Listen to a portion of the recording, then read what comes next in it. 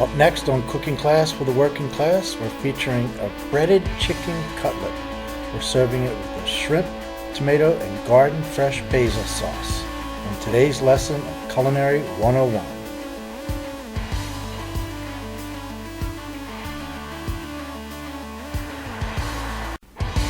Hey there, I'm Chef John, and I'm a real-life working professional chef. And this is Cooking Class for the Working Class, Culinary 101. Hey everybody, it's Chef John here, and welcome back to another edition of Cooking Class for the Working Class. Today we're going to be doing an awesome dish. It's a breaded chicken cutlet, and I'm going to be serving that with a sauteed shrimp and a tomato basil sauce. And fortunately, I was able to just go outside in my backyard, and my wife has a little herb garden growing and got some unbelievable basil. So this is going to really enhance the dish, and it's going to also act as a garnish. So we're going to serve that over angel hair pasta. So without any further ado, let's get cooking.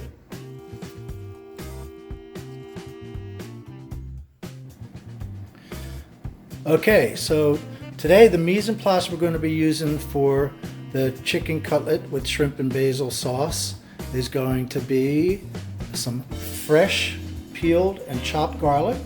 We got some beautiful tomato, and these are 21-25 shrimps, which they're going to saute up real nice and tender. Okay, I got a little bit of chicken broth, some chicken breast, and this is fresh basil that I just picked out of our garden. And this is going to be so aromatic and just add wonderful flavors. I also have some Panko breadcrumbs. These are Italian style. Panko is like a toasted white bread, and these are Italian style. And I also have a seasoned flour, which I always mix in a little bit of seafood breader with also, a little salt, pepper, and granulated garlic. We're going to use an egg for the egg wash.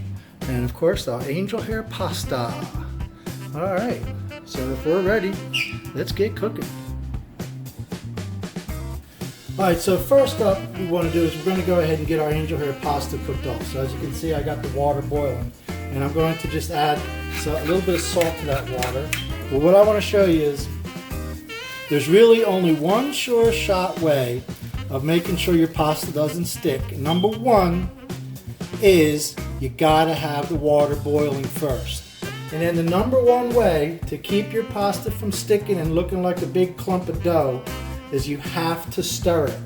That's all pasta wants. Pasta likes boiling water, a little bit of salt, and just a little stir like that.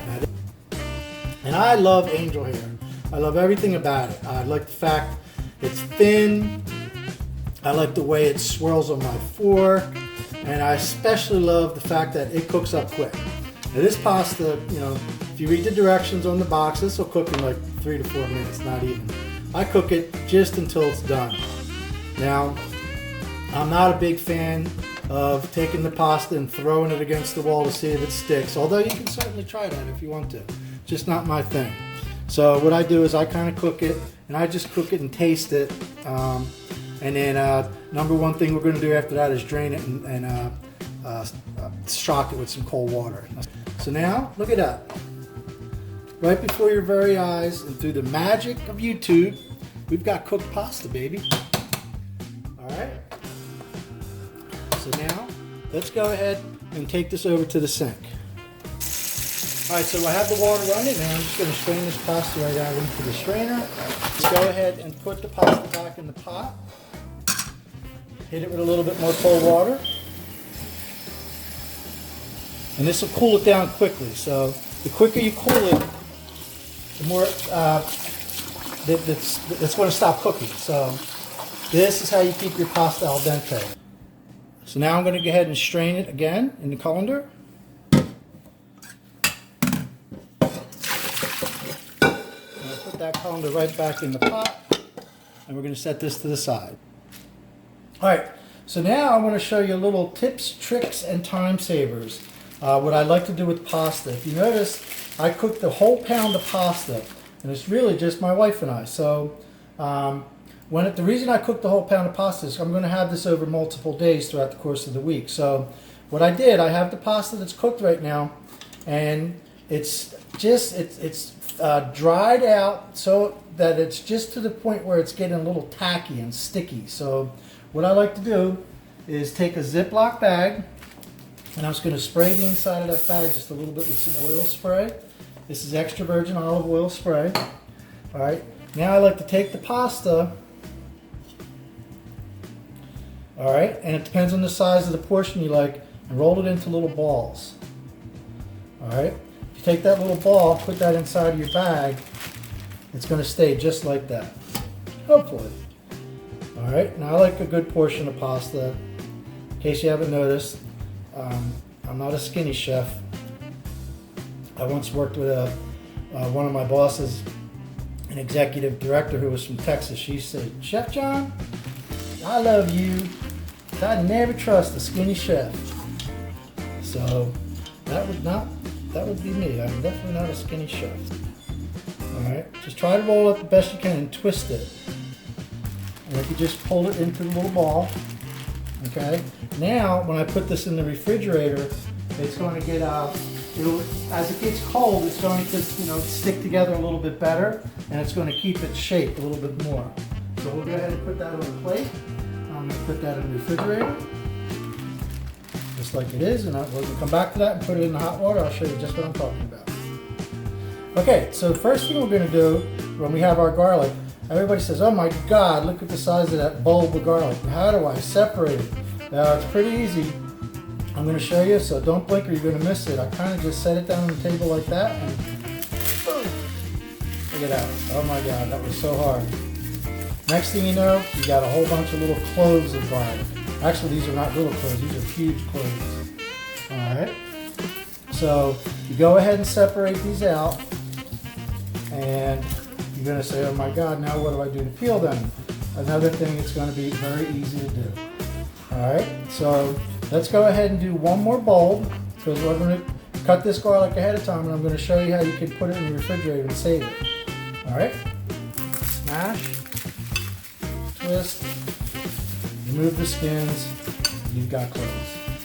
Pretty simple process. All right, so now, there's a lot of different ways you can get the garlic out of these little peels. You can sit there and with a little paring knife and peel each one, or you could have somebody else do it for you. That's pretty easy. Thank God for sous chefs and apprentices that are there to help you out in the kitchen. So, but one sure shot way you see many chefs do it is go ahead and take your knife and just kind of give it a smash. All right, and that's going to just break that skin open, okay? Now, it's not going to peel itself, all right, but it's going to certainly be a whole lot easier than trying to peel it without smashing first. I'm not worried too much about, I'll save a couple of them for slicing just to show you what that's all about. See how quick this is kind of going? All right, I won't go do them all just for the sake of time in the video. All right, then we go ahead and peel. And you can see it's coming out pretty easy, all right? And put those in a little dish, all right? And if it doesn't come right off, just give it another smash. And this is the fun part, it's things like you do like this. This is what you do on like a Sunday afternoon. It's all about your mise en place. Everything has its place. Getting things in its place. It's all part of Culinary 101. So now I got all the peels and the garlic cloves. All right, a couple things we can do. Take out the real nice garlic cloves that are in there. And these, my wife really likes to see that garlic and to taste that garlic. So a couple things you can do is just slice it. You can take that little end off like that. And depending on the size that you want it, that's a little bit of a big piece of garlic, so I'm going to cut that in half. And you can just slice that, nice and paper thin. Okay, now look at that. Slice that paper thin. All right, and also part of Culinary 101 is how you hold the knife. I'm taking the French knife here and I'm putting that against the knuckle of my finger, just like that. And if you could put that on the knuckle of your finger, you'll never get cut, because putting it on the knuckle of your finger guides the blade and you're keeping your fingers bent. So therefore, your fingers are never underneath of the blade, if you can see. It's almost like that, mangia, okay? So that's the sliced garlic. Now let's just go ahead and get some garlic chopped up for the sake of the video. Now I am going to save a couple of these separate to slice up for another time. All right. Let's put these in here. There's sliced garlic. And you can just have at it. Just chop it up. This is going to go real quick, so don't blink or you're going to miss it. All right. Basic knife skills 101.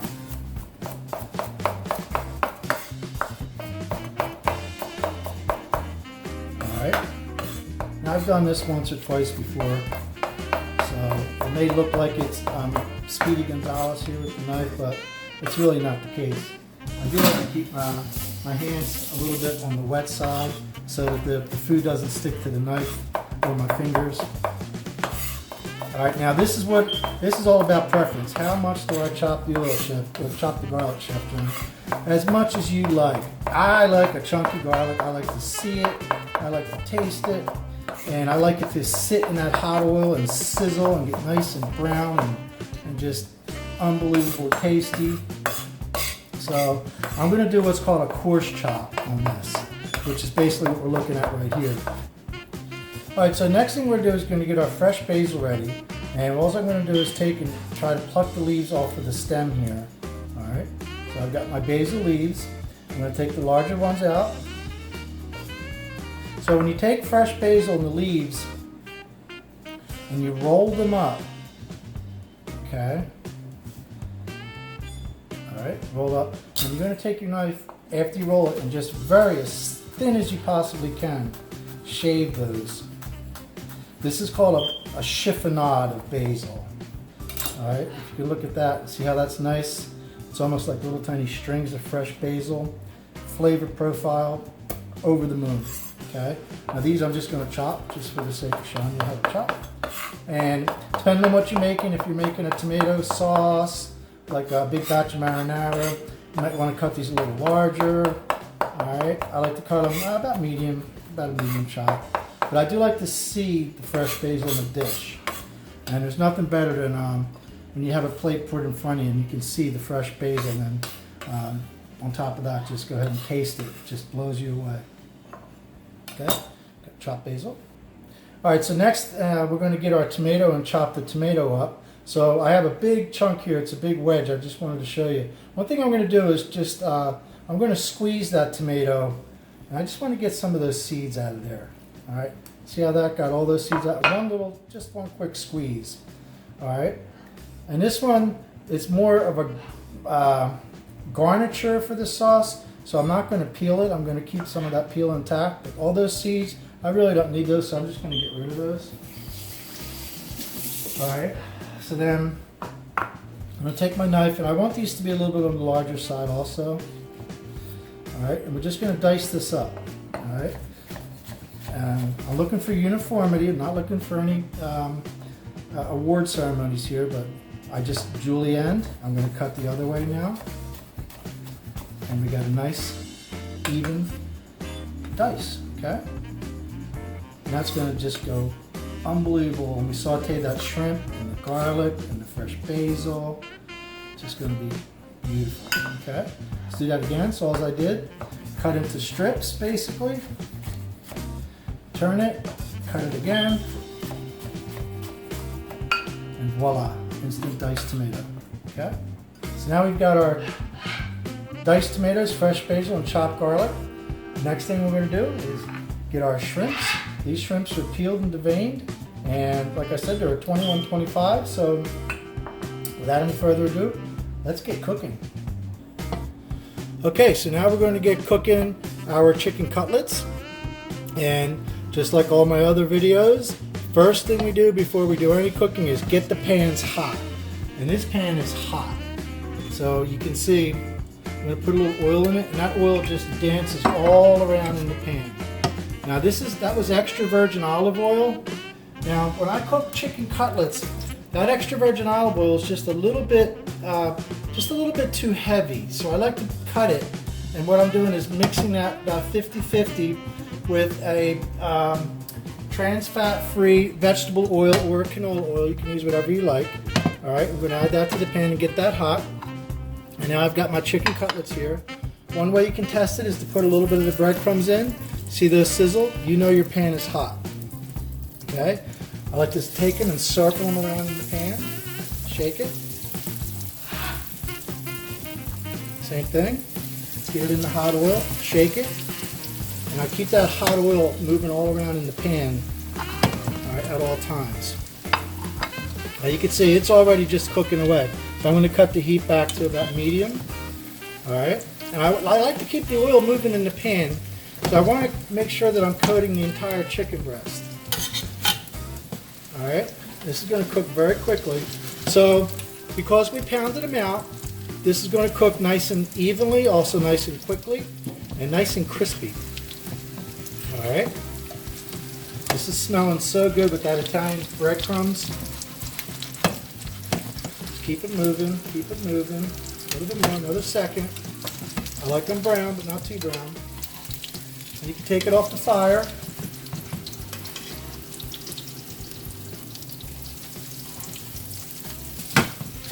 And we flipped it over. Look at that beautiful, unbelievably brown, crispy, crusty chicken breast. Can you see that? In the hot pan, hot oil. And notice how quick that cooked. All right. You can also see that little bit of white that's coming out. That's what is called really the blood of the chicken is coming out. You know that chicken is cooking when you see that starting to get extracted. All right. Look at that. It smells unbelievable. And again, I like to, whenever I cook anything in hot oil, I like to keep it lifted up and make sure the oil is underneath of it. So number one, it evenly cooks the chicken breast or whatever it is that you're cooking, as well as keeping it from sticking in the pan. All right? Now this didn't take any time at all. So what I'm going to do is just finish browning the sides, the bottom side. You can see it's browning up real nice. And this, now that you have chicken cutlet, there's so many different variations of what you can do with this. You could just take it just like it is. I like to squeeze a little bit of fresh lemon on top. You could take a little bit of tomato sauce and some melted cheese on top. Instant chicken parmesan. All right. So now that I got that nice and brown, I'm going to transfer that to a pan, which I've already lined with a little bit of paper towel. So I like to kind of get as much of that oil off as I can. I'm going to turn the stove off.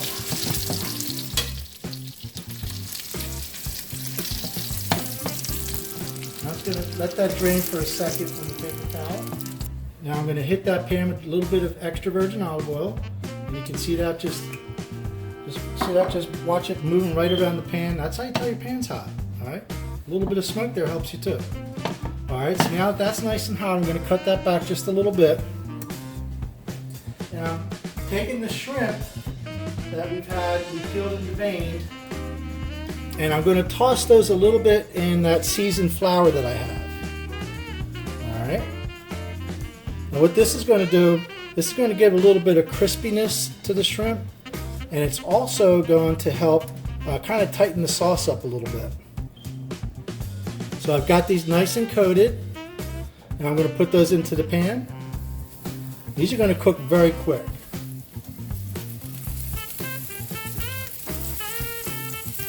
Shaking off that extra flour.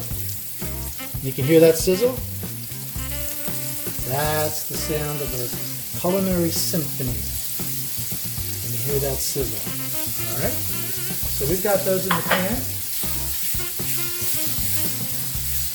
And then what we're going to do is toss these around, and we're going to hit that with that chopped fresh garlic, and then the flavor and the aromas are just going to go over the moon. You want to get it, we're looking for a nice brownness, or an even brownness. Alright. See, they're just golden.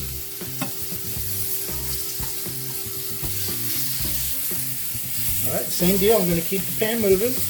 I like to keep that oil between the shrimp and the pan, because that's what's cooking. That's what's cooking the actual shrimp. the hot oil. See that? See that bubbling there in the hot oil? That's what's cooking the shrimp. And see how quickly these cook? The shrimps turn from translucent to they start to turn a little bit of white color. Let's give that another second. So now, what we're going to do is take that beautiful chopped garlic that we have, and we're going to make a little spot for it, right in the center of the pan. And this is going to cook quick. And I like a lot of garlic. All right, it's all about your flavor profiles and preferences. And see how quickly that's cooking? Now you might think that's a lot of garlic, but I just think that's a beautiful, beautiful picture there. All right, now I don't want it to burn, but I do want it to brown just a little bit. And it's going to happen right before your very eyes. See that? Hear that garlic? Hear that garlic cooking? Can you smell it? Oh, I forgot you can't smell it. Oh my God, it smells good. Now you see it starting to brown? We're good. So now, I'm going to go ahead and add the fresh tomatoes. Now, a little bit of water from the tomatoes, that's what you hear sizzling. That's going to help deglaze the pan. All right, when I mean deglaze, all that flavor that's on the shrimp that cooked to the pan, all that little bit of liquid's going to help release that. All right. Now we're going to hit this with a little bit of salt and pepper. Okay. I always use cracked black pepper. I always use a lot of cracked black pepper. Okay. Going to keep that going in the pan.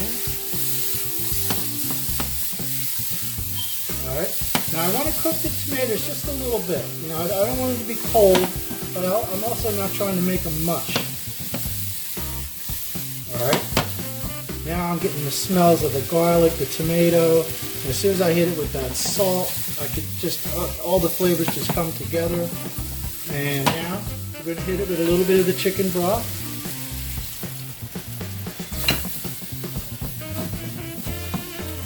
See how that's instantly becoming a sauce? We're going to take a little bit of the chopped basil that we have.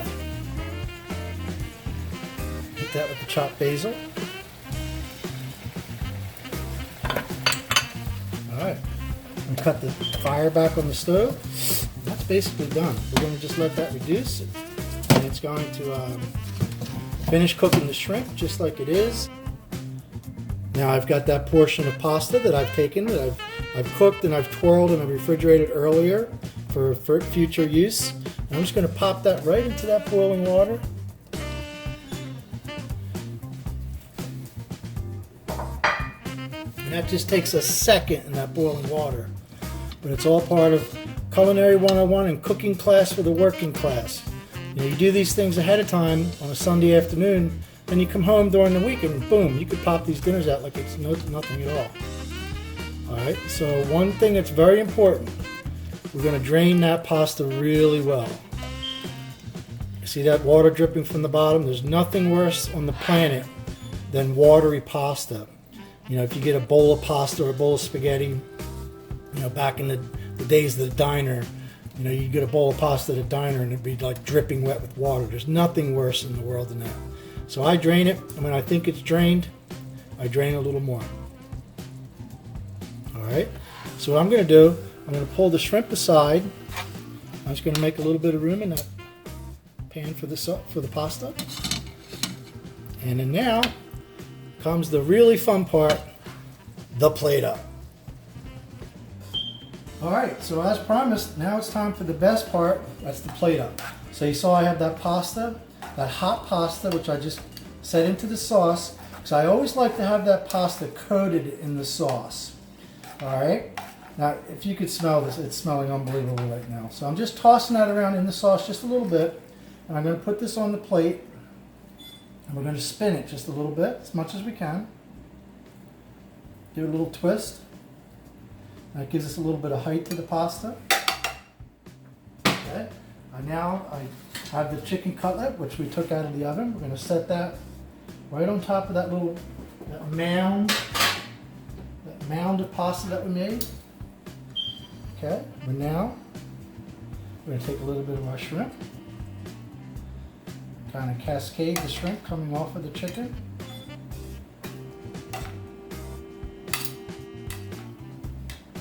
And there's enough chicken in here for two. And I got these tomatoes, beautiful.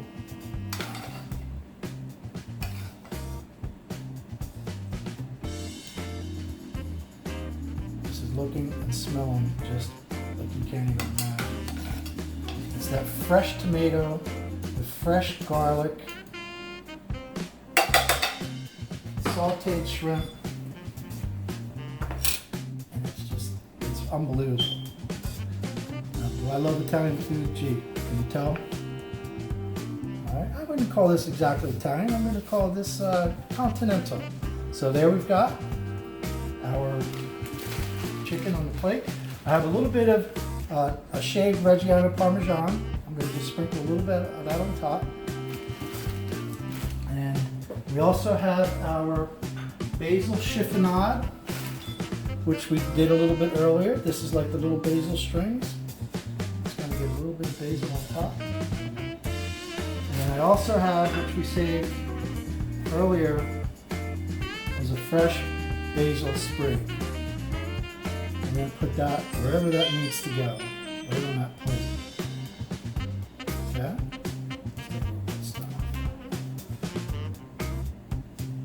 And there we have our breaded chicken cutlet with shrimp, and tomato, and fresh basil sauce.